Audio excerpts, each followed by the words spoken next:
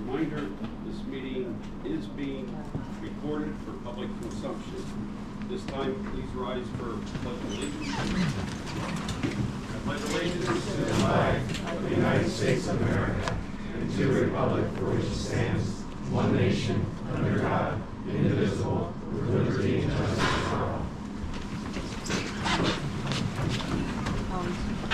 Roll call, please. Yes. Councilmember Senko? Yes. Councilmember Reimer? Yes. Councilmember Vogel? Here. Councilmember Barnett? Yes. Councilmember Weinhofer? Here. Council President Banks? Yes, here. Okay, before we go any further, council is going to go into executive session to discuss police employee issues. Are you serious? Which may affect Don't they budget throw us out? discussions. This time, all those parties, that's what I'm saying, all those parties, we're going to go into the library. We are. That's what I just said. We're going to the library. Oh, okay.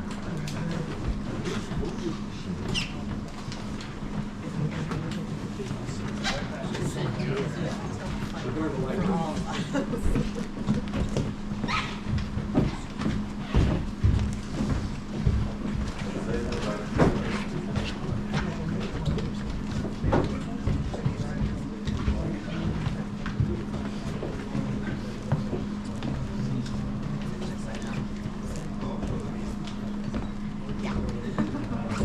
I thought the chief was not part of council, so I was in the library.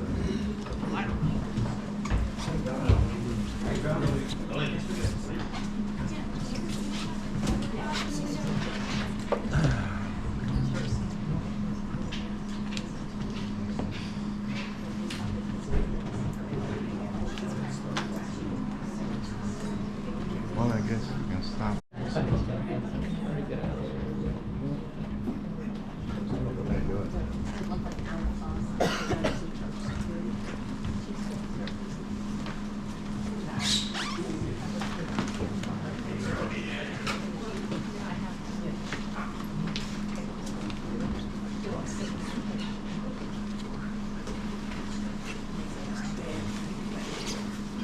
Okay, I'll call the meeting for council back into session.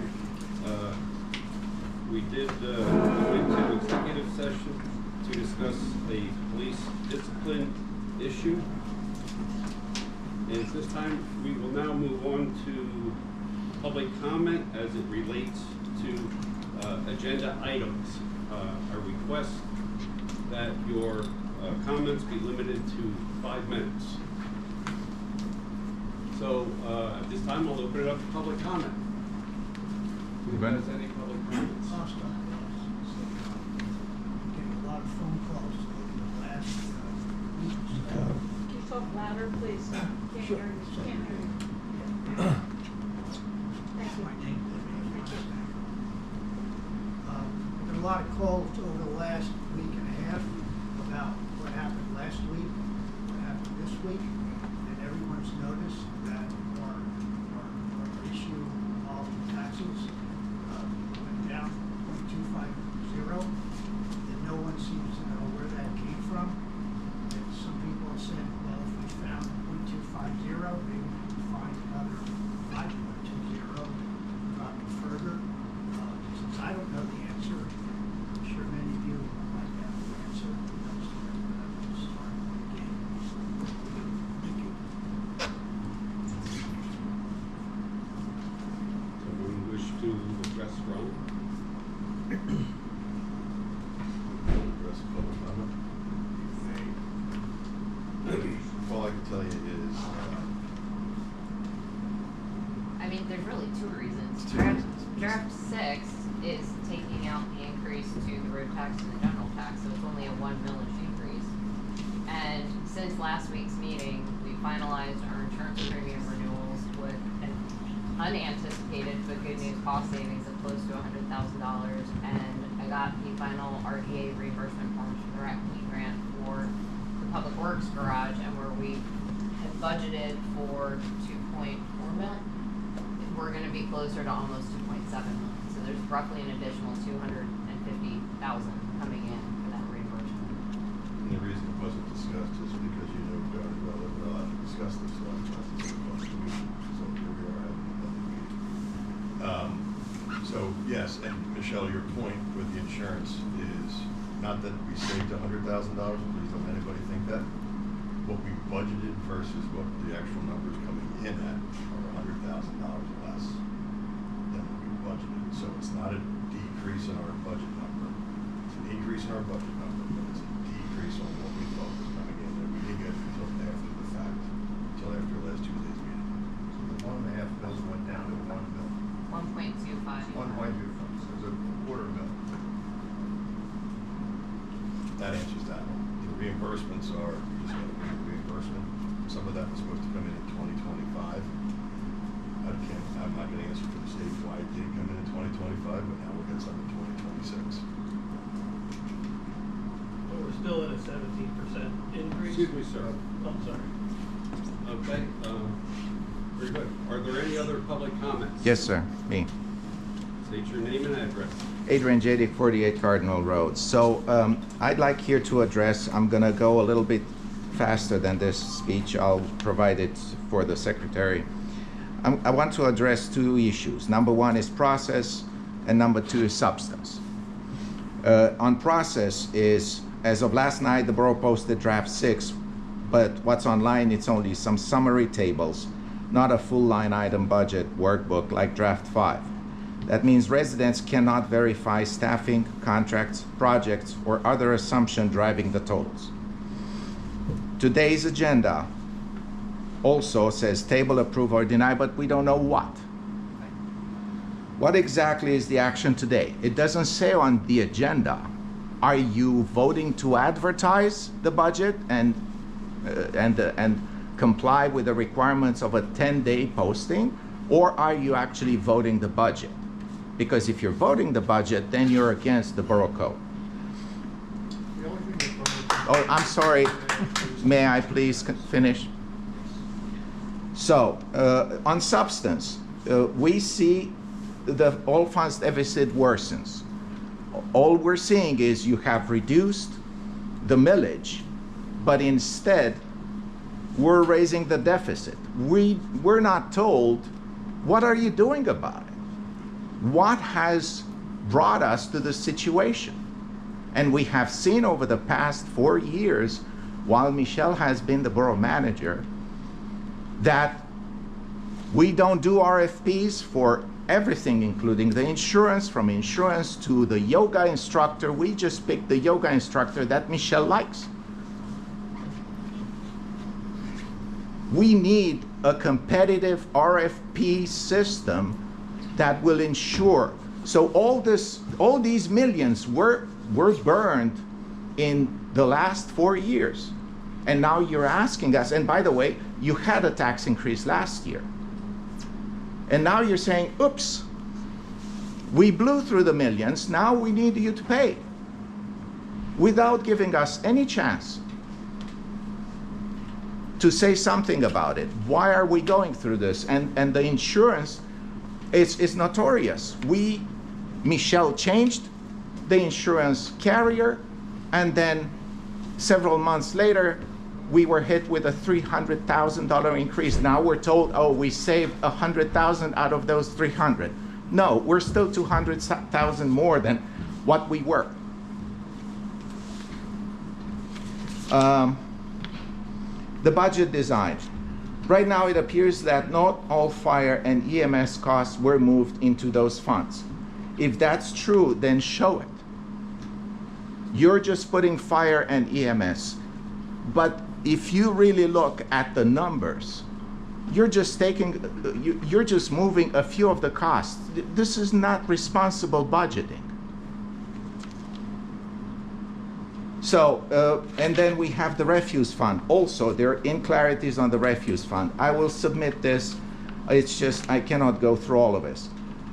Number 4, staffing and service delivery. I'm not here to attack employees, but we have to look at the comparison with other municipalities. We have way too much public works people than compared to Cumru, who has more surface than us, more residents than us. Have we looked at that? Have we looked at Spring? Have we looked at Muhlenberg? I have the numbers here. I just don't have time to look through it, but we are overblown with staff. Why? And finally, You have 1 minute.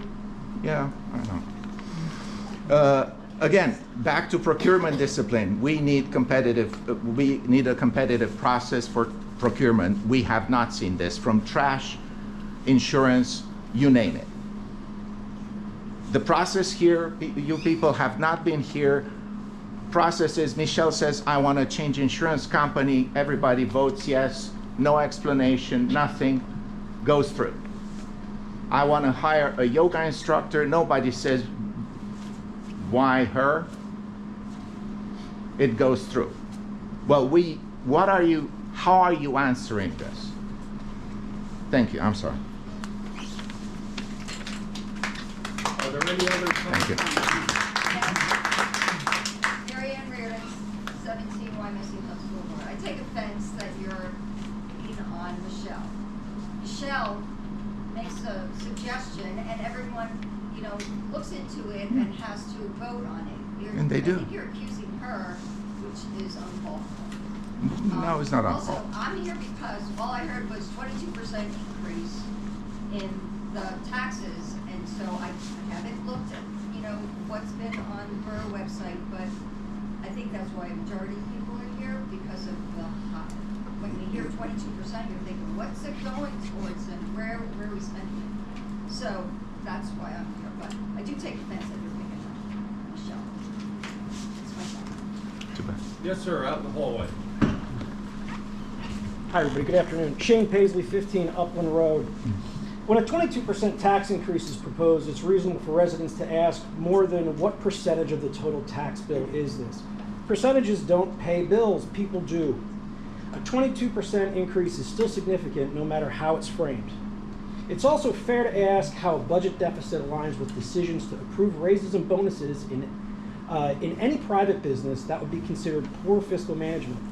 And when revenue is falling short, leadership tightens its belt first. It doesn't ask customers or taxpayers to make up the difference. And that's not politics, guys. That's just basic financial stewardship. Now, this situation doesn't have to be an adversarial one. Most residents want to work with our elected officials, not against them. But we still need transparency, clear explanations, and thoughtful solutions, not messaging that minimizes the real impacts to the taxpayers. And accountability does matter.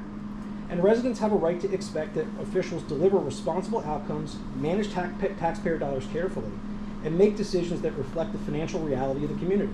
And when that doesn't happen, it's also our responsibility to speak up if necessary and demand change.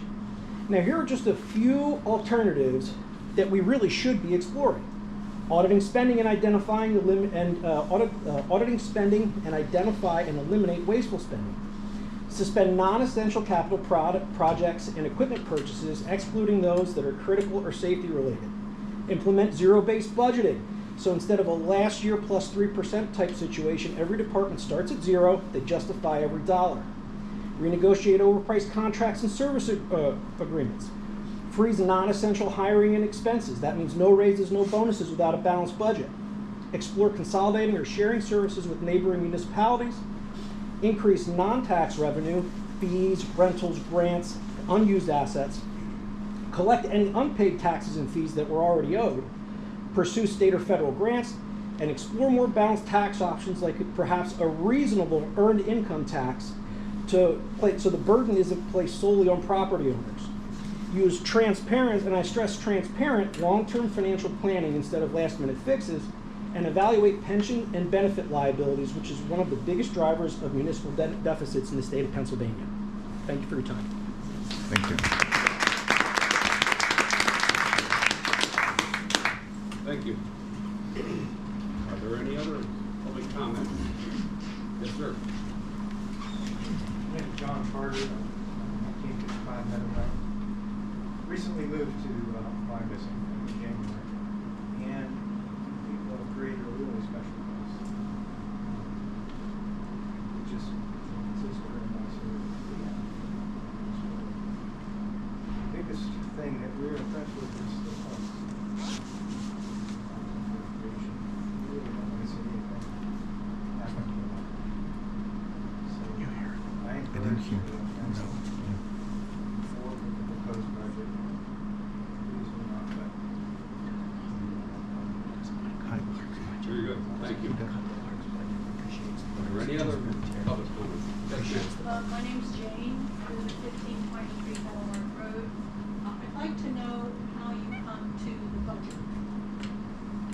You're saying you budgeted so much for this and that. How do you arrive at that budget figure? Do you take last year's and compare it what your actual was versus what it is for the future, or how do you come to that? So each department hands in their wants and needs. We always have contractual obligations with collective bargaining units. So contracts that we have really nothing to control. No. We have our police or collective bargaining unit, our fire department, and our public works. So the only department that's not in is the 8 or 9 employees, 10 employees that are not covered by collective bargaining. We try to figure out what we think, what we're going to prioritize. One of the ideas we had a couple of years ago was that we started putting money in reserves for large projects. And the idea was, instead of waiting till a $500,000 project comes about, how about we budget I'm using examples, $50,000 a year to apply to that. So are there times where we're using money in a current year that we know we're never going to spend in that year? The answer is yes. Because we have reserves set up for some of those larger expenses. I think that is prudent to do. Maybe I'm wrong, but we thought it was prudent to do a couple of years ago. We did find this year that one of our, which one was it? The MS4. So the MS4, we may have put too much money into it, or it got pushed out a little bit further by somebody out of our control. So we released some of those reserve funds into unreserved funds. But the reality of it is each department comes with a budget. We have a starting point with salaries, health insurance. Our health insurance went up 19%. We're looking at other costs. The borough isn't any less immune to inflation than we all are sitting here. And at the end of the day, we're trying to put something together that is fair, so that we're not cutting police department, fire department, public works. We're not cutting the parks or the rec or doing streets. We want to do all those things. What we used to do for streets compared to where we were 5 years ago, is pales in comparison, because why? The cost of the asphalt, the cost of the work, the cost of their labor is going through the roof. So we're trying to adjust for these things and try to set aside money for larger expenses. And if we decide that we didn't want to do that somewhere down the road, so be it. But I think it's a prudent way to look about budgeting when we know we have a $600,000 or $700,000 bill coming up in 3 years. 4 years, we think it was prudent to start putting money away to make it unreserved, to make it a reserve fund. When you over budget, where does that money go? Does it go into the next year after that, or are we paying for that? Well, when we over budget for the fight for those reserves, we dumped it back into the under-reserved part, so that would help with tax increase. Does that affect us? It gives us, how many of that was $200,000? We removed $200,000 from reserve funds to unreserved funds. So therefore, it helped. Even with the 1.25 mils, it still helped. Okay, so I'm also concerned about the 22% increase. Understood. And I think it goes to plant less trees. Are there any other public comments? Thank you very much. Yes, ma'am. Ann Lilly, 211 Cherry Drive. I don't think the borough, and I don't think anybody here thinks the borough is immune to the expenses and everything going up. I think you're just more accountable, because you're accountable to us because you're dipping in our pockets for the money for us to pay for it. And I think there were some questions that came up that we didn't hear answers to. And those questions were about how we got here. When 4 years ago, it seemed to have had a surplus, and now we don't. And I'm not picking on anybody. I don't know who was the budget manager back then. I'll say in general, we heard from the public that we have money in reserves while we're raising taxes. So we started using the reserves to help offset paying any future taxes. We've gotten to a point where our auditor says we should have 3 months worth of wage or 3 months worth of expenses. We're going to bring that a little bit, but we've gotten gotten to this point because we heard from the people in the past, and I agree, if you have reserves, why raise taxes? Well, we had to do a little blending of both, but we've gotten to the point now that if we want our services to be the way they are, No, and your that's not it. one department in emergency services increases by 33% of staffing, and each of those people probably cost well over $500,000 per time for new people. that became the budget concern, which is why, quite frankly, I wanted to put in the fire tax and the EMS tax so that we know where we're spending those dollars. We're not spending it on planting trees, even though I think planting trees is important. That is a separate budget item. Can I add something to that, Steve, and to address some non-factual information that was commented a few minutes ago? Between 2013 and 2019, and this is part of, I think, draft 2 worksheets, the borough did not raise taxes between 2013 and 2019. You have 3 collective bargaining agreements, each are negotiated once every year. So in 6 years, you had 3 contracts negotiated twice. That alone, you should have raised taxes at that point in time, at least a quarter, if not half a mil. Taxes were raised in 2019 and 2020, again, not in 21, not in 22. 2 of those 3 contracts were again renegotiated that year. 68% of our budget is contractual personnel costs that we can do nothing about.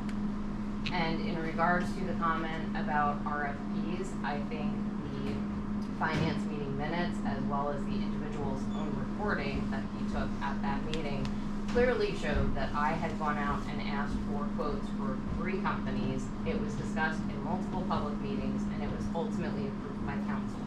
The reason we have an increase of approximately 30% to our insurance rates for 26 is not because of the broker that we're with. We have attempted to shop carriers.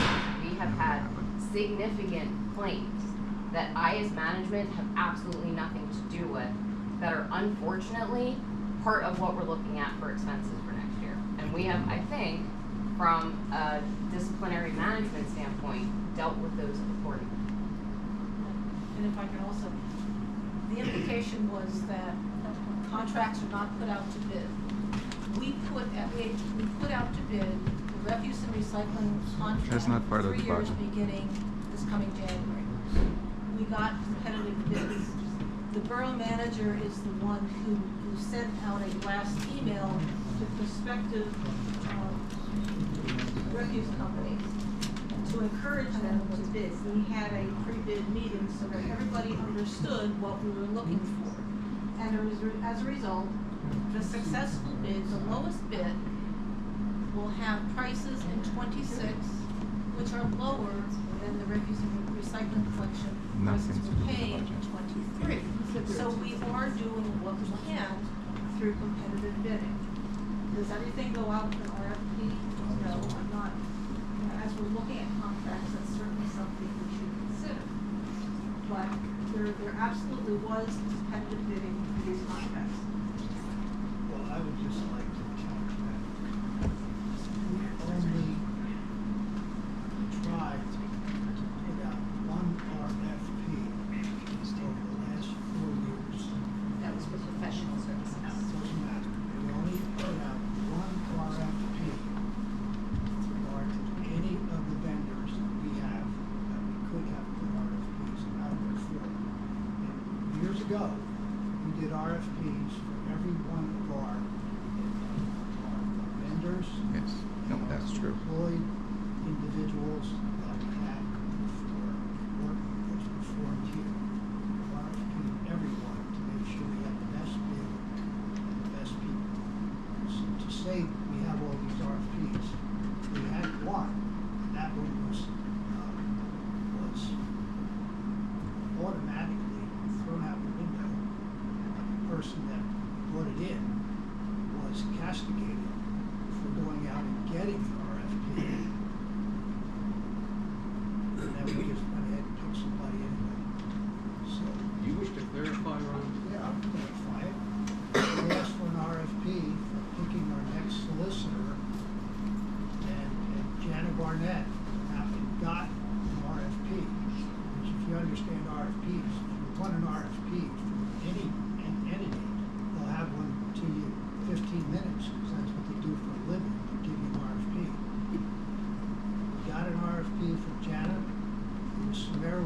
missed, and we pick somebody out of the hat.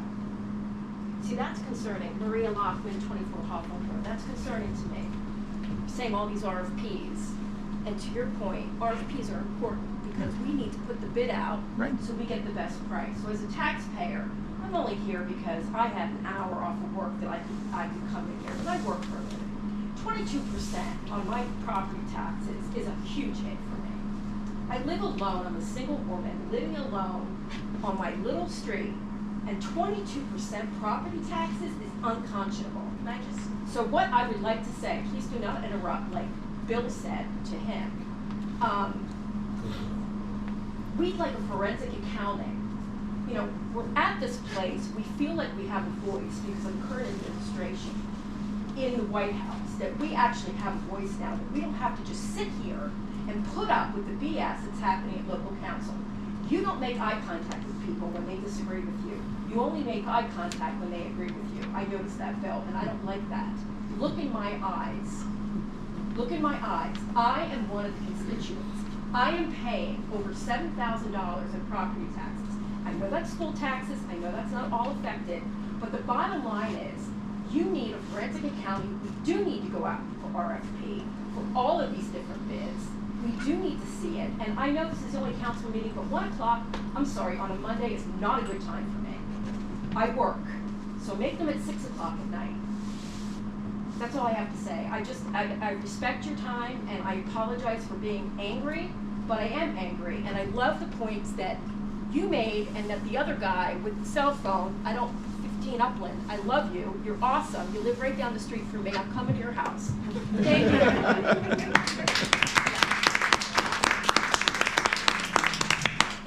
I think one clarification needs to be made that our books are audited by Burbine Yeah. annually. No, that's not. And every year we get a clean report. I don't know what that means. What does That that means mean? we've done nothing wrong, and everything is appropriate. But who sees it? It's welcome to all to see. It's Yeah, I'm not an accountant. We see it though. You I can- just The wanna other- clarify. Yeah, I want to hear I just wanna clarify. Ms. Reimer. Your $7,000 property tax bill is about 70% school tax. I know that, I It's know about that. 20%. You don't have to do Right, it. so the 22% tax hike is not on your entire bill, it's on 10% of your bill. So if your bill is $10,000. It's still 1 mil. 10%. Minimize it. I own 2 Minimize, properties. yes. And both Don't of them are minimize, increasing. don't minimize. It's 11%, it's on 11%. No, it's That's not. enough. You've had your turn, Mr. It is J. a small No. portion of your tax. I understand, but what I want to clarify is, WFMZ quoted a gentleman who was here, and I feel for him, and I feel for everybody. Prices have gone up, but the quote was that his tax bill was going to increase by $1,500, and that is not true. His tax bill was going to increase by about $175. Because we're only doing 22% increase on the borough portion of that tax bill. So It's the still 1 only mil. increase he was gonna receive is about 180. Don't get me wrong, that's an increase, but it's not $1,500 increase. It's $180 increase. You need to throw it on a chart for me, because I'm sorry, Right throw there. numbers out. So your property tax Yeah. consists of 70% of the money you pay goes to the school board. You pay them whatever they charge you millage wise. About approximately 20% of your bill goes to the county. Whatever their millage is that they've declared is what you pay them. 10% of that bill goes to the borough. So if your bill is $10,000 a year, about $1,000 of that goes to the borough.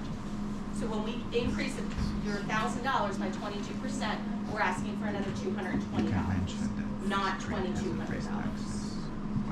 And yes, it's a huge increase. 22% is big. But I just want you all to understand, your tax bill is not going up by thousands. It's going up, if your house is worth $100,000, your tax from the borough will increase 1.25 mils, which is $125. If your house is valued, assessed at $200,000, your tax bill will increase another $125, and it will increase by $250. What she's saying Your is house this is okay. is assessed at $500,000, your tax will increase by $625. Just to further clarify that, Jen is absolutely correct. Remember, assessed value is not the value of your home. Our homes are assessed far Homes are lower than they assessed. actually are worth right now.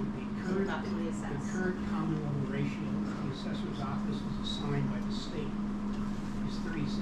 So if your house is worth, on the market, $100,000, your assessment would be 36%.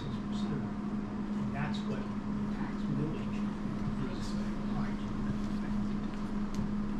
The assessment's only everyone's tax bill.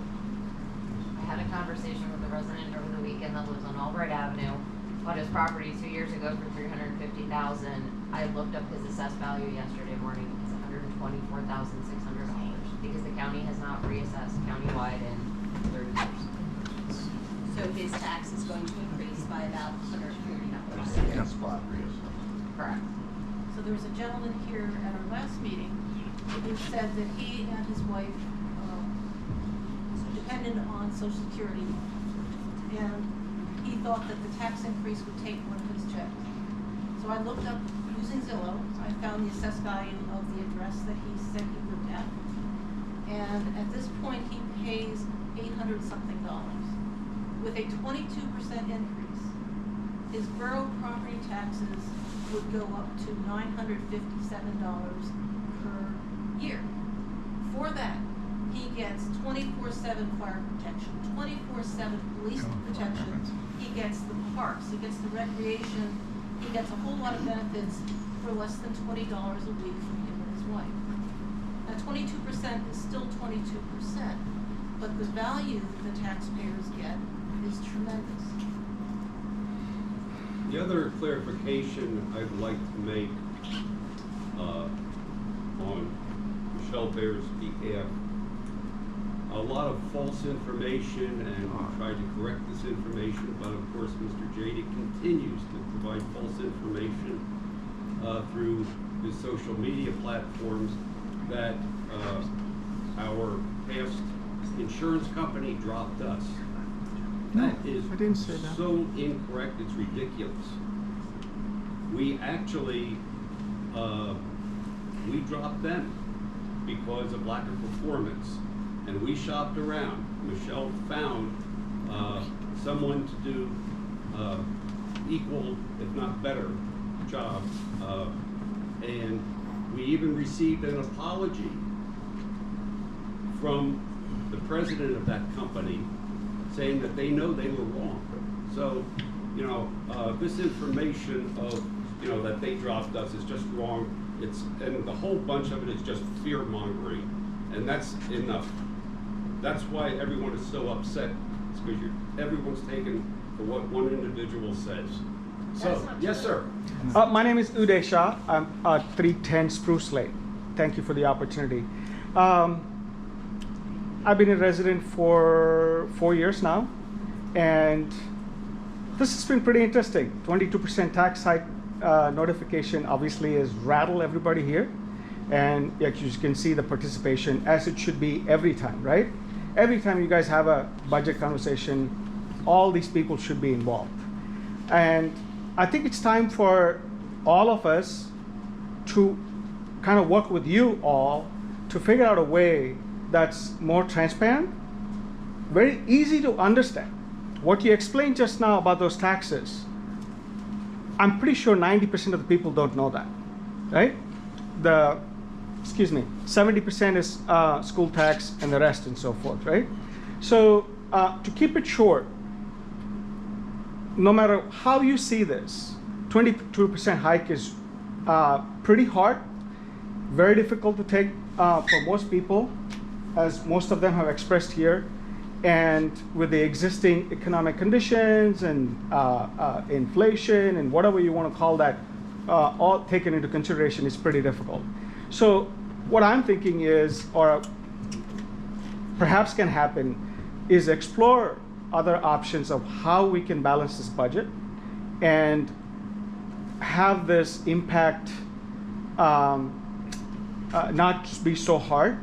And some of things that has come up in discussions with my neighbors is that can taxes be different for property owners in the borough versus renters? And my also question is that if this 22% tax increase doesn't go through as proposed, what services are the residents going to lose or going to be diminished? Perhaps you might want to explain that, right? Hey, parks are not going to be clean, or your trash is not going to be picked up, whatever the case might be. Explain that. And that might help people to understand, you know what, I can't live without this, or water is going to be shut off, or whatever the case might be. And then from there, residents should be able to provide additional input to say, you know what, I can live with a little bit less this year, and hopefully you can control the costs, and this hit could be softer, so to say. We understand prices are going up everywhere, right? Every business and every government you ask, input cost, as they call it, is going up. And so are every resident's input costs as well. And so anything that you can explain very simply so that a 5 or 10-year-old can understand, and so can all we, would be really helpful instead of us fighting each other. You know, we got to work together. Sorry. Yes, thank you. I think we mentioned this earlier. One of the reasons we can potentially lower the tax increase is because we found out something we're budgeted for since the last meeting on Tuesday until this point now, the first public meeting thereafter, is we budgeted $200,000 more this year than we're at 26 than at 25. We've been told that it's going to be $100,000 more at 26 than at 25. So right off the bat, there's $100,000 that we can reduce off the budget. So, apart from that, whatever else that you guys can find. So we got a grant reimbursement that we're getting more grant reimbursement money for than we thought. So we're going to apply that to reduce the budget also. And then there is another item that I don't believe I'm at liberty to speak about. And one, again, I echo everybody else's thing. Please don't do Monday afternoon at 1 o'clock. I got to run for my 2 o'clock right now. And if you could please have another meeting in the evenings. The more people you allow to participate and give input and help them understand, the more easier this process is going to be. Right. Thank you. Hi, Barry Malone, 325 Greenbrier. First, those comments were great. They weren't confrontational. It was just like, you're the best thing you can do is what you just did there. Telling us, I didn't know that stuff. It made it a lot easier to understand. This is not as devastating as it might seem to most people in the community. The one specific, since I'm ignorant on most of the issues, the one issue that I'd like to ask about is the health insurance is going up for everybody. And that's a devastating cost for any business, like the borough costs. I'm not sure what you have for that, but have you guys considered self-insuring some of the deductibles in order as a way of keeping the costs down? We have 225 employees, and we've done that, and it saved us a lot of money. I can help you. Good. Thank you. The whole plan is self-insured. The whole plan. I know exactly what you're talking about. I know exactly what you're talking about. You have a higher deductible. The company reimburses a portion of the deductible, and you go from there. We are in a consortium with multiple other communities throughout may I say that right? In Berks County. It's called PIMIC. It's the Pennsylvania Health Municipal Insurance Cooperation. Something. PIMIC. I don't know perfect on that, but it's the Pennsylvania Municipal Health Insurance. Something. So we're in with many other communities. And do the employees have deductibles? The employees have, I will tell you, they have negotiated deductibles that are in with It's all self-insured by the communities. But it's all self-insured. Now, the PIMIC plan is also helped because you're getting together in a consortium so that if there is a astronomically large claim, I have seen $3-4 million claims in my lifetime, that is helped being absorbed by that consortium. So to go out and be self-insured for a group that has roughly 55 people is financially, it could be financial suicide, but by joining the consortium, we were able to elevate those numbers and spread risk. How long is that? How big is that consortium? Just Berks County? Or? It's, well, there's a Berks County one, there's one in Lancaster County, there's a bunch of them all over There's the about place. 15 of them. Is there a benefit to making that consortium larger to have more pull? Well, we don't have any control over making it larger. The reality of it is they're paying based on claims at Capital Blue Cross. So whatever the negotiated level of Capital Blue Cross is, there's a stop loss level, there's an aggregate level. So the captain, there's a certain amount of claims that go over, even if it's not one in particular person. If it's a bunch of people that have $30,000 claims, there's a cap on the tail, and there's a cap on the top level. We also, am I allowed to say about the new agreement? Has that been approved? No, the Parks and Rec. Yeah, you voted on it last Yeah, week. so It the was part of Parks- the council yeah, package. So the Parks and Rec, they went out and found a national, they reassigned themselves. They decided to go to go to the Teamsters. To me personally, on the board, it's a personal item. So with the captain that we're in for the majority of the employees here, if we have a good year, you get rebates back. Not rebates, it's a bad word. You get dividends back. So if you get the dividend back, it helps offset your increases for the following year. We will be eliminated from having that possibility, but the rates were significantly lower, and we were able to negotiate a cap on the increase. So we actually help bring the cost. We actually help bring the cost of the land down, even though we got outside of that consortium for that. And the consortium routinely been a better deal for the borough? Routinely been, yeah, because they just aligned with the Teamsters, so it was a new proposition. Thank you. Any? Yes, sir. My name is John Larkin. I live at 1552 Reading Boulevard. I've been a resident of Wyomissing since 1976. I moved here from a suburb of New York, actually in 71, and thought I had died and gone to heaven. This is a phenomenal community. It's one of the best kept secrets in southeastern Pennsylvania. Regarding the budget, obviously a 22% increase on anything is horrific, and I think everybody can understand that. The fact that it's on a relatively small portion of our tax base makes it a little more palatable. I stopped digging into financial stuff several years ago when I retired, and I have no desire to question the council on how they've arrived at their numbers. But since the last 10 years, the CPI is up 38%. I'm not sure what our millage is up in that 10-year period. Maybe somebody has an idea. But we had at least 2 years, and maybe even 3, with no increase. That's impossible to run anything with no increase.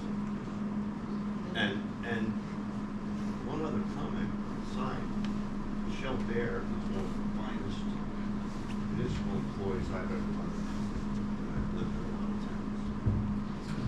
So, as tough as it is, certainly on some people, old people like me, I'm not complaining, but I know that a lot of people, certainly it will impact. But we elected this borough council, and we now have a new slate. Maybe they'll do things differently, but I'm sorry, folks, I have no complaints. Thank you, John. I believe there was another public comment back there from someone. She left. Oh, she left. Okay. Are there any other public comments? I'll be fast.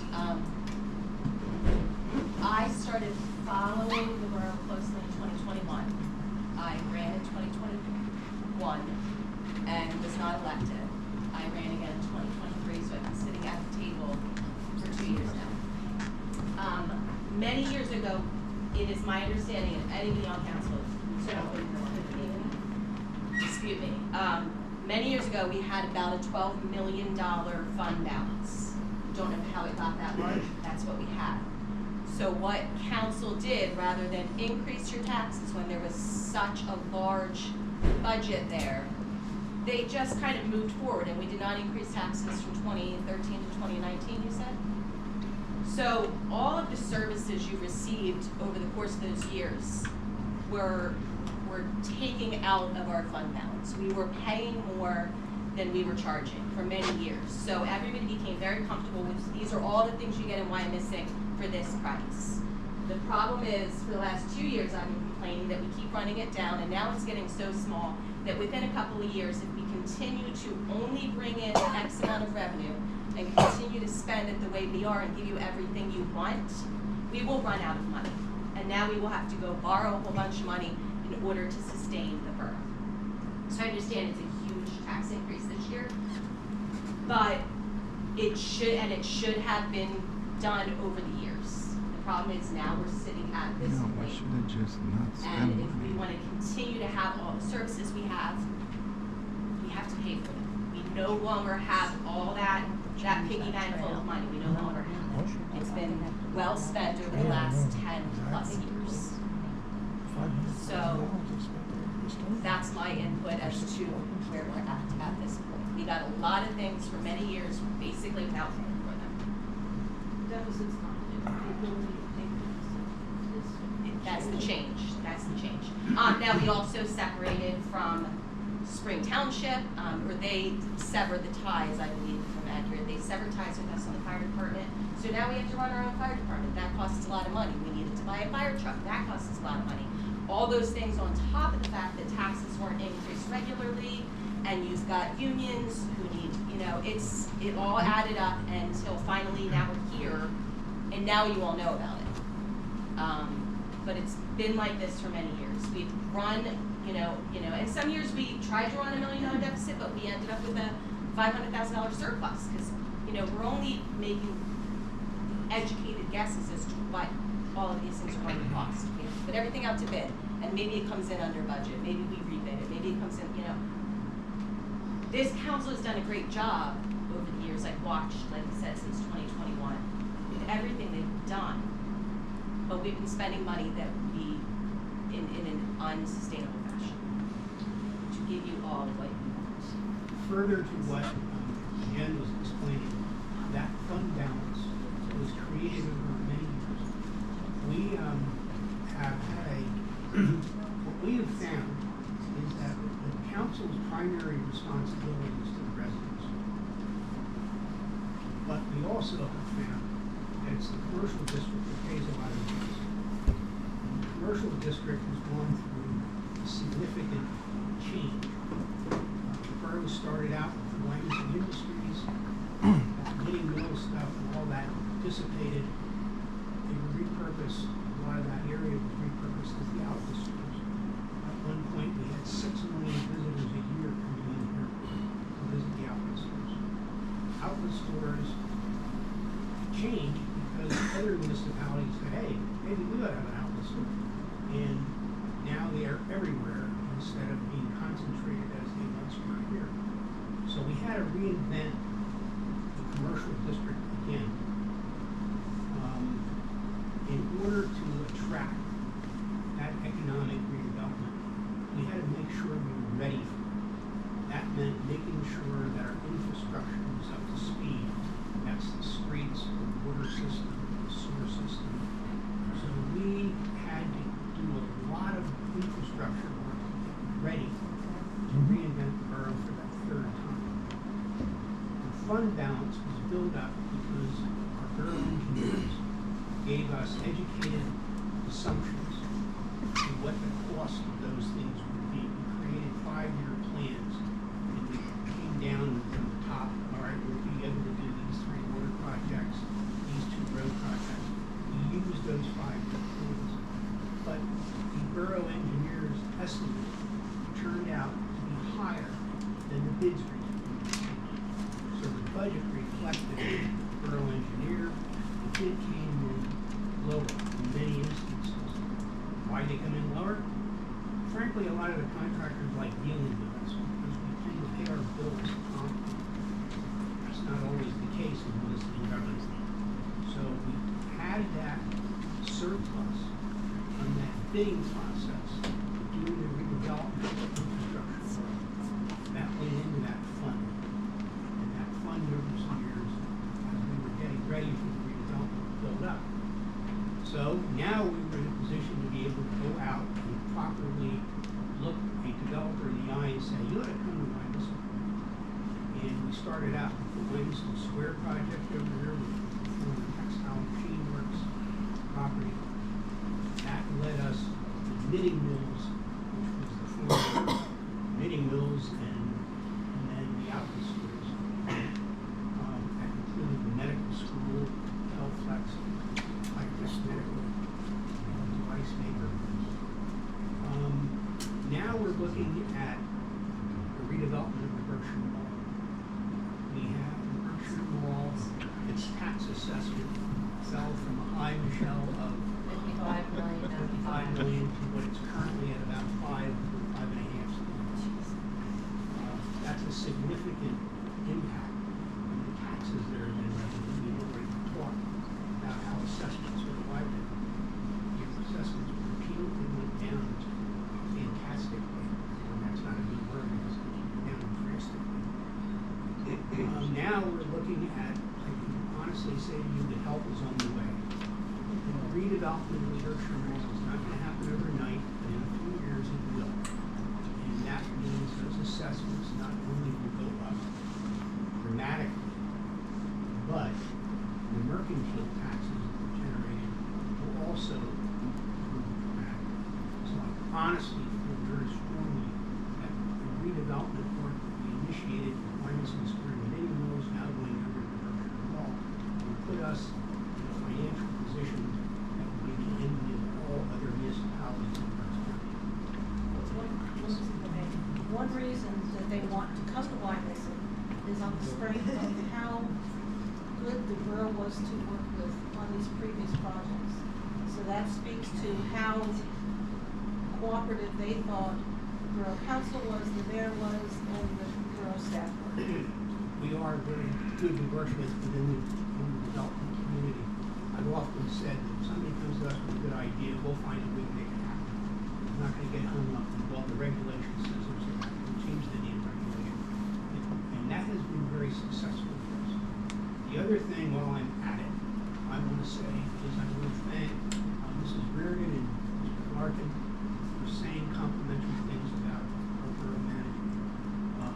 I was stunned at last Tuesday's meeting when there were derogatory comments made about the manager and other members of our staff. And not a single person at this table defended them. I apologize to the staff for that on behalf of all of us. That was wrong. I've dealt with countless municipalities through my work at the Center for Local Government, here at Albright College, and my real estate career.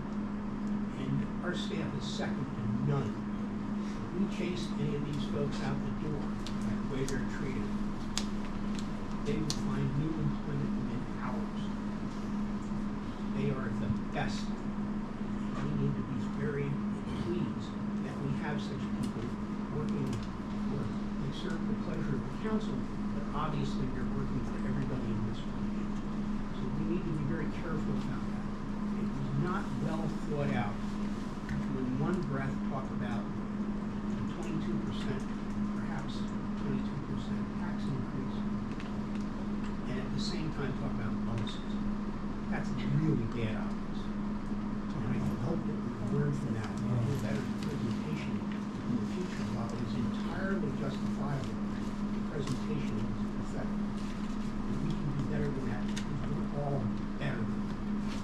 So I'd like to thank the residents for showing up, but I would also like to thank the staff for the work they do.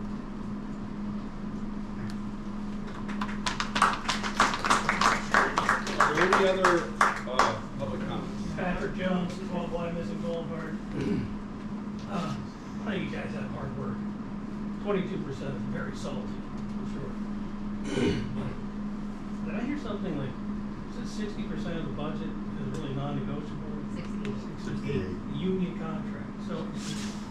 So next year, we're facing another increase. I mean, 68%, you negotiate under contract, 2% increase in salaries. It's a never-ending process. What kind of austerity can we do? Do we need that bloat?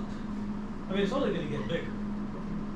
You know, I mean, is there things that can be cut within the union cycle that, you know, they don't have all the power. Is it all these things are they necessary? Are we looking at it closely? I mean, 68% is a big number that you have completely no control over, you know? So next year, you know, I mean, you guys should have been increasing these taxes 2 to 5% annually, period. So, you know, it's foolish to be thinking that you're not gonna get a tax increase. That living here is awesome. I think that, wait, hold on. I think that Steve, who is the head of our finance committee, can probably better answer that for you, but I do want to point out one thing.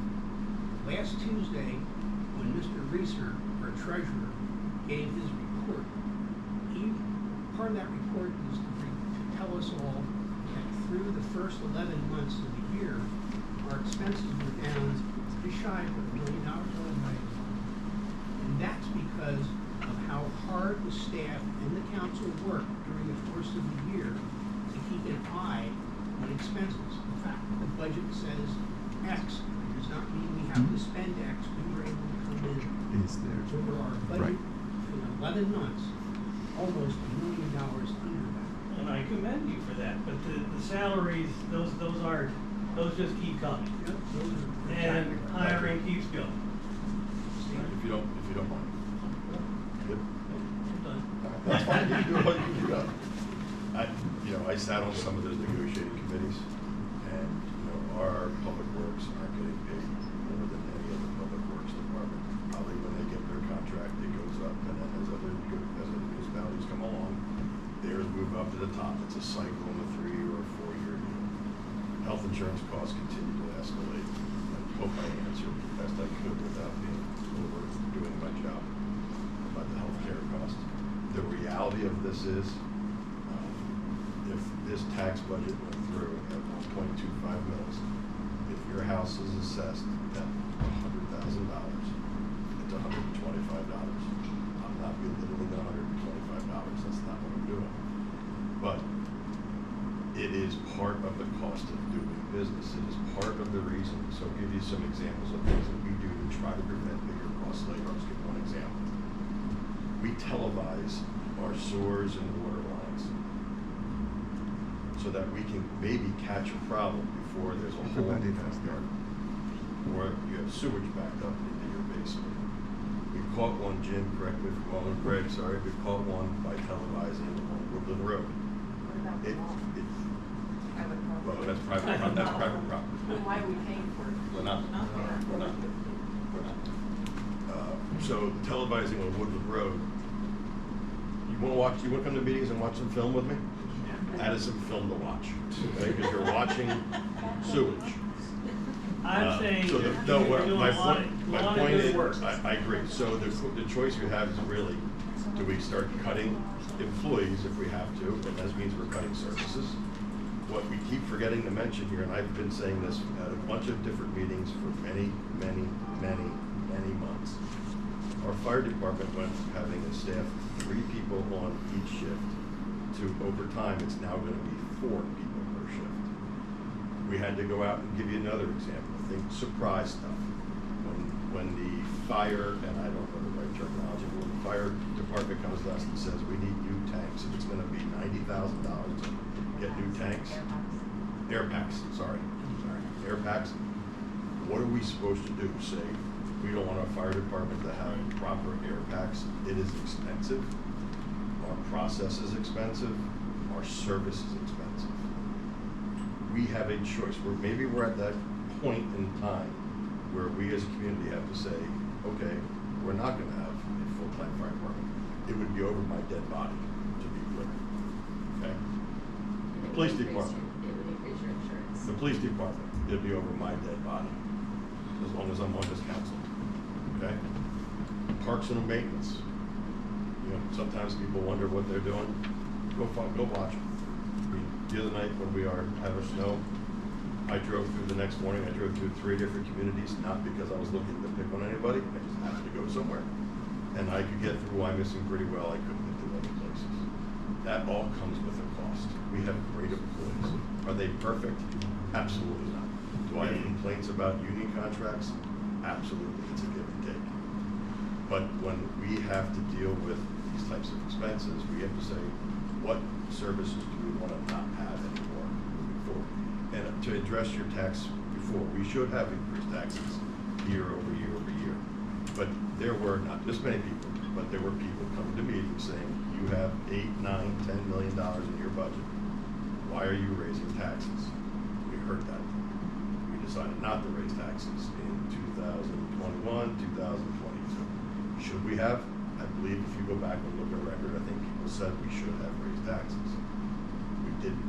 We are now at that point where we can only hold the deficit so long, and we're trying to bring that down. Doesn't mean we're not going to try to find cost-cutting measures. We always will. Well, on my thoughts here, 68%. 32 gets us in trouble. I love grants. It costs money. Not only does it cost money for somebody to say something, and we got to throw in money to refuse to work. Several projects, Stonehouse project, and that one, to do this bike rack project, which if you look at how many people in Wyomissing ride those bikes, there's probably 6 of us that ride those bikes. Everybody else that comes to Wyomissing rides those bikes and we're paying for them. Stonehouse is the same thing. Stonehouse is looking pretty good for the last couple of years. We spent a lot of money on Stonehouse. We spent money on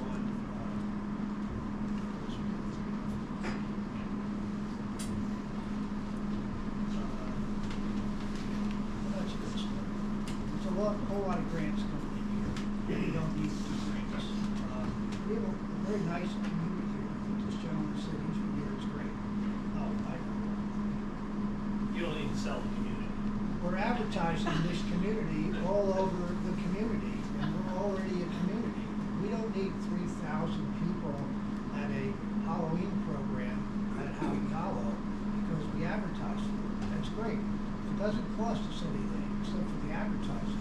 It does cost us for John Phillips to figure out what do I do if something happens around here and there's 3,000 people, and the 3,000 people that live here are wondering where do all these people come from?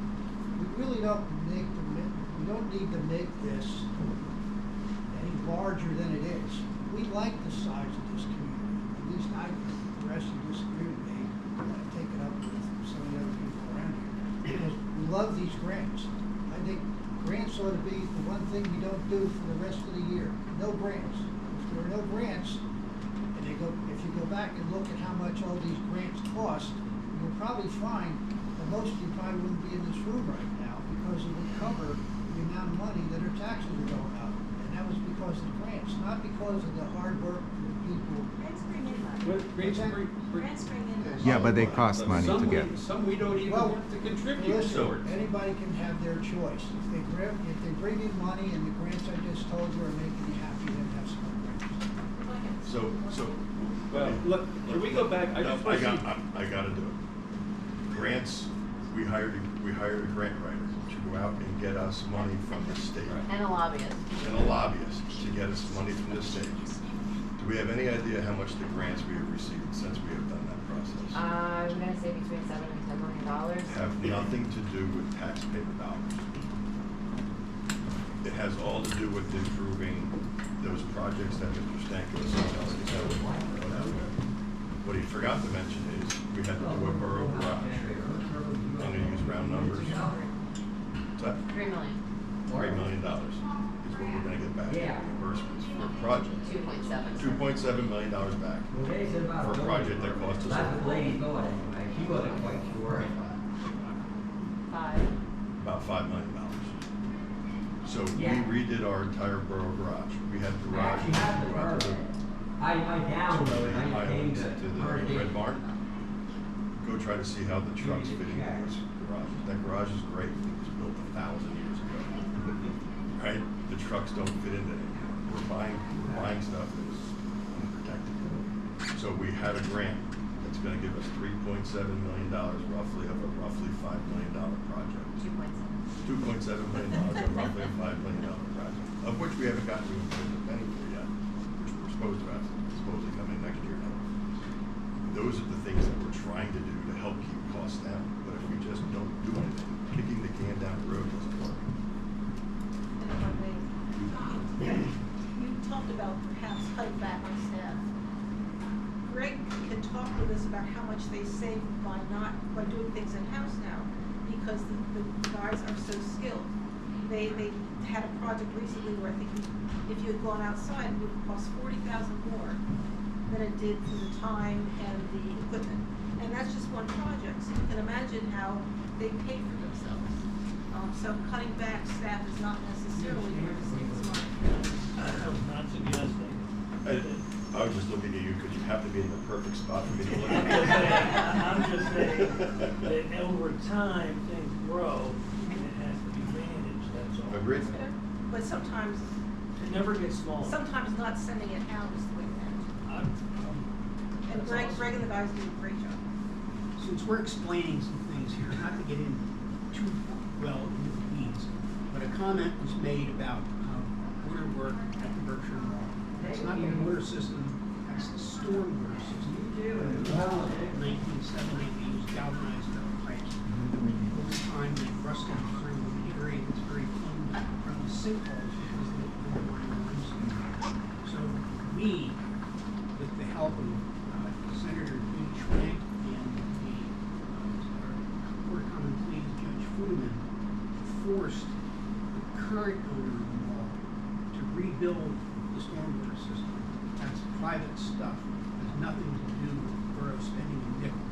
So fenced off parking areas for a public safety thing because those sinkhole potentials could have hurt people and had cars and trucks falling in. So we forced the work. That's not for our done. And didn't they reverse us for something like this? We got 10,000 out of Judge Taylor's office pre-settlement agreement for citations that were filed against them for multiple code violations. They are covering all the costs and have to post escrow for daily site inspections while our engineer and their engineer is on site. There's always a cost to litigation. There's always a cost to fight a property owner to do the right thing when they don't want to. But given what could have happened there, I don't think from a public safety aspect, we had a choice. Okay, are there any other public comments? I do, I waited till the end, trying to have everybody have a chance. Sorry, okay, one more time. I've been rather silent, so I think, my name is Rick Weinhofer. I live on 9th Street in the Heights. I appreciate the work everybody's done here. We had advertised the budget tax increase, and I do stand by the work that we did in this chamber. However, with the large number of you that showed up to tell us we need to look at the work again and find a better way, we have to listen to our residents. Unfortunately, there's still going to be a tax increase, and unfortunately, we are still going to run a deficit at this point. But we need to work on developing that plan to tackle it, as so many of you have expressed here today. It is not something new, it's something we have tried to identify, and something I know not only myself, but other council folks are very, very excited to try to get in. However, this is not the first time that I have voted to change something here in this room at the last minute. When we did have the Stone House project, we did get some resistance to the parking lot. It went through a number of boards and commissions and committees before making it to council. We applied for grant funds. We spent a lot of time and effort doing all of this. But when it finally got to council to start the work, there were questions. We pumped the brakes, and it cost us money. We redid the plans. We had to amend the work that we did. We tried to listen to the residents in the compromise situation at that point in time. We thought we were doing the right thing. We thought we were listening to your feedback. We can only respond to that feedback when it's there. One of the things that we decided to do going forward is on borough projects, we want to make sure we get renderings done. So we do want to try to change how we conduct business based on these things. Part of what I heard in opposition to the budget were all of you asking for more information. We did not do a good job of explaining how this tax increase will impact the regular residents to begin with. Yes, it's in the packet, but that is no longer good enough. We need to work to make better summaries of our work, make better mock-ups of tax bills, and solicit feedback earlier in the process. We cannot keep operating like pumping brakes at the finish line. This needs to be our lesson learned going forward. We have to communicate better to our residents. We have to communicate more frequently with our residents. We have to make this space inviting questions, disagreements, and collaboration. I don't have all of the answers. I don't know the best way. That's why we work in committees to find a pathway forward. And unfortunately, sometimes that pathway is not going to be popular.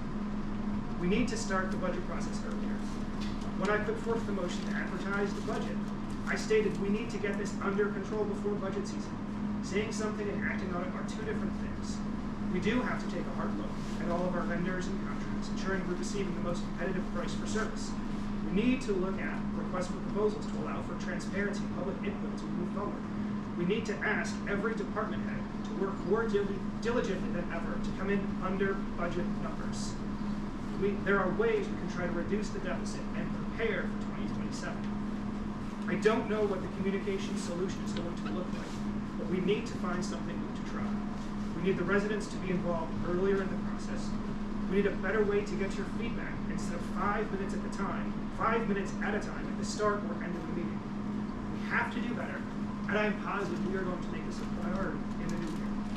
I recently had the privilege of volunteering for our Spooky Hollow event. I am the rec board rep here on council. I was on rec board before I was on council. It's something very passionate to me. I've been a long-time resident. I've gone through these events. My Boy Scout projects were selling hot dogs at the Memorial Day Parade when I was a kid. I understand all of these things that are going on. One of the things that I do is when we have rec events, I make sure I am one of the last people there. I make sure every table and chair put away, you'll see me picking up trash and putting it in trash cans. It's a job no one wants to volunteer. So it's normally where I go. Most recently at Spooky Hollow, I was working to get the games for the night. We had them on the basketball courts and they had to go to the pavilion. Many people saw me struggling trying to move these games, these events. Working alone, moving something much heavier than I should have on my own. I can be rather stubborn when it comes to this sort of thing. Lots of people saw me and did nothing to help me. I did have one of the soccer parents though. He came up, he saw what I was doing, and said, let me help. And he helped make sure every game and every table and every chair got put away after. That's the environment we need to foster. We need to foster collaboration. We need to foster assistance. We have to get there. We need everybody in this room and everybody not in this room. Your voices are important. I don't do this because I envy sitting at this table. It's kind of something that's given me so much consternation over the past week. I want to be able to do what's right for everyone. And unfortunately, we're not always going to agree on what the best path forward is, but we have to try to do that. Thank you.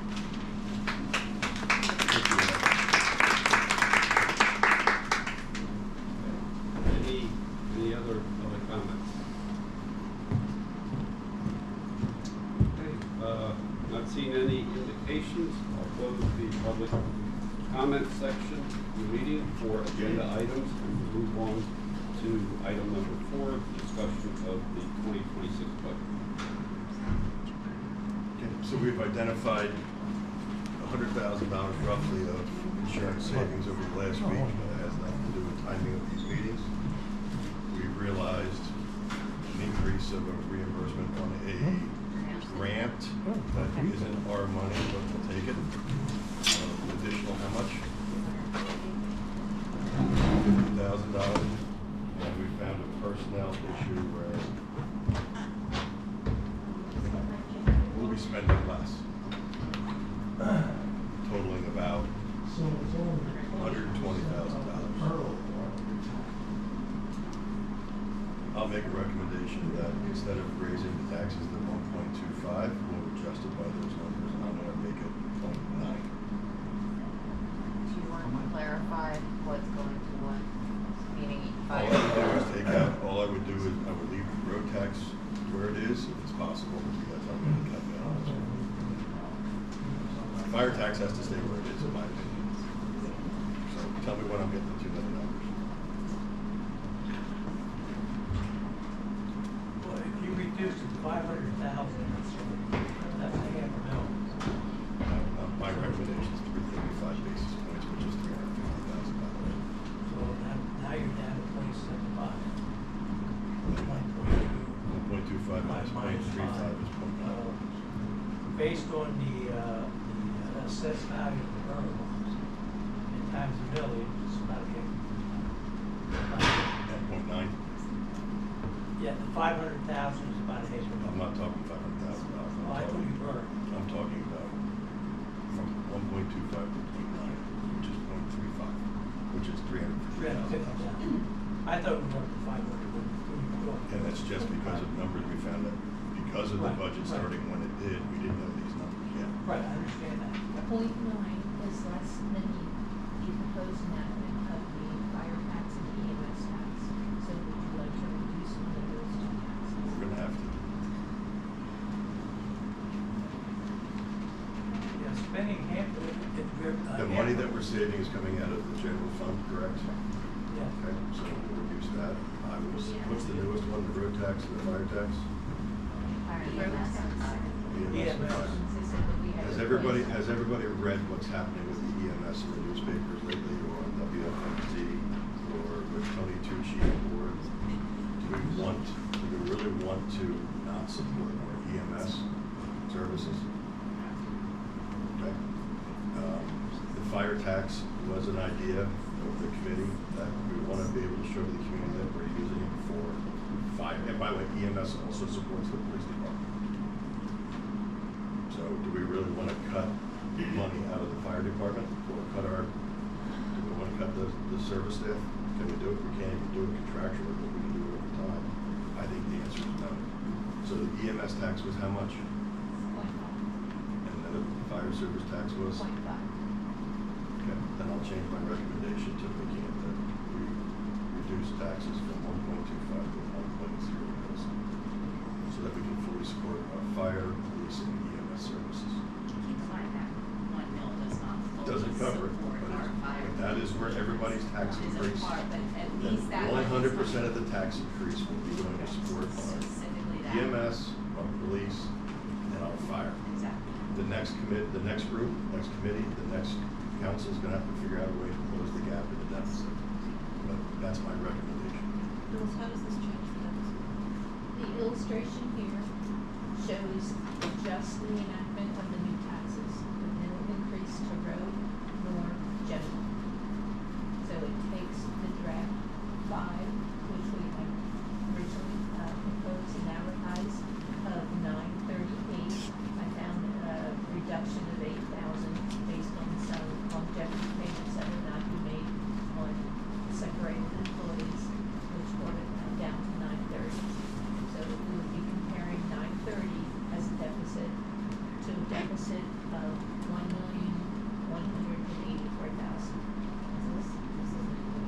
That does not include the insurance. The grant reimbursement. Or the grant reimbursement. Or the other anticipated savings. So we're taking the other 0.25% of the tax that we had proposed the other night. We're gonna reduce it by the amount basically offset by the stuff we found over the last week. We're gonna support our fire department, our police department, and our EMS. So essentially, we should stay at a deficit of around 930. Which is 9/10 of a mil. One is 9/10. It's absolutely capable of that road. Maybe we'll find a way to, if when the community wants to get involved in the budgeting process, which is great, I think that's fantastic. Then they're gonna have to make a decision on what's gonna get cut, because it's gonna be not fun. But hearing what we heard today, I am 100% in favor of supporting our fire department, our police department, our EMS. Okay, when the ambulance shows up in 1.2 minutes, or the fire department shows up in 1.2 minutes, or the police department shows up in a minute, I don't want that to end. I don't know that anybody really does. $1 million for every $100,000 of assessed value. Assessed value. I ask you to go home and look at what your assessed value is versus what you can sell your property for. So for me, anybody can go look it up if they want. It's going to cost me $300 to keep my police in force, my EMS in force, my fire department in force, and at this point, keeping all of our normal traditions and road services intact. I am making the motion. We have a motion and a second. So, question of the What is motion. the bill to do? So at this point, we are making a change to the advertisement of this budget for advertising the budget, is that correct? We'll need to re-advertise the budget and re-advertise the tax ordinance in a Great. 10-day period, so the week of the 29th of December, we'll have a special council meeting to actually act on the tax ordinance and approval. $1 million, which is $100 per $100,000 of assessed value of the property, not your market value. Okay. Any further questions? Roll call, please. Councilmember Brunner? Yes. Councilmember Stanko? Councilmember Reimer? Yes. Councilmember Vogel? Yes. Councilmember Barnett? Yes. Councilmember Weinhofer? Yes. Council President Jennings? Yes. Do we set? Sure. I thought you said have we, and that's why I was shaking my head, no. No, I need to do an advertisement. Set a time right now? Yeah. I would propose the 29th. It's not my committee, so I don't have to make the decision, right? But I'm okay with the 29th. What else do I have to do that day?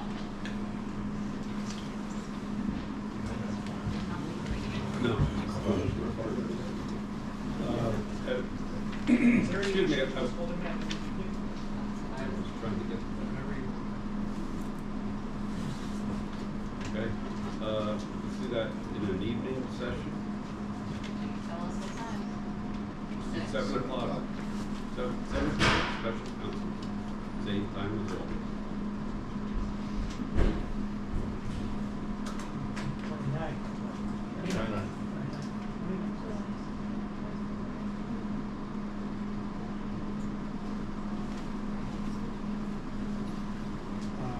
Phyllis, Do we approve it?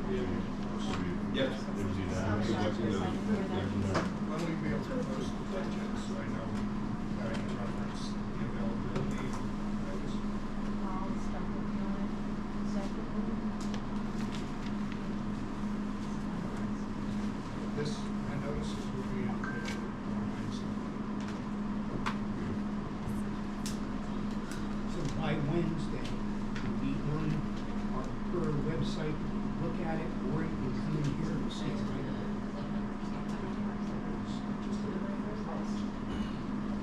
We'll do our best, we'll get it, we'll do our best to have it up on the borough website as fast as possible. That's it. Thank you. And it's also available at the library also. Good.